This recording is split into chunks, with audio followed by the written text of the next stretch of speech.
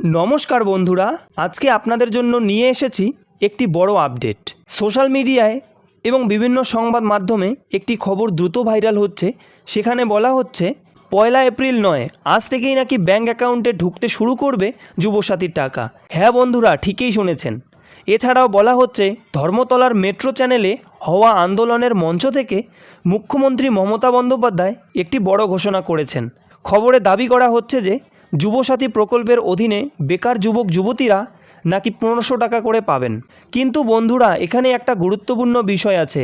Social মিডিয়ায় অনেক সময় এমন বড় খবর ছড়িয়ে পড়ে যার সত্যতা সবাই জানে না। তাই আপনারা যদি মুখ্যমন্ত্রী মমতা বন্দ্যোপাধ্যায়ের নিজের মুখে এই ঘোষণাটি শুনতে চান, তাহলে আমি ভিডিওটির ডেসক্রিপশানে এবং পিন কমেন্টে লিঙ্কটি শেয়ার করে দিচ্ছি।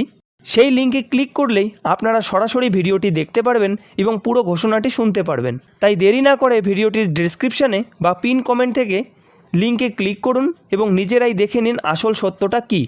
আর যদি এই রকম সরকারি প্রকল্প, নতুন আপডেট এবং গুরুত্বপূর্ণ খবর সহজ ভাষায় জানতে চান, তাহলে অবশ্যই ভিডিওটি লাইক, শেয়ার এবং চ্যানেলটি সাবস্ক্রাইব করে রাখবেন। ভিডিওটি শেষ পর্যন্ত দেখার জন্য অসংখ্য ধন্যবাদ।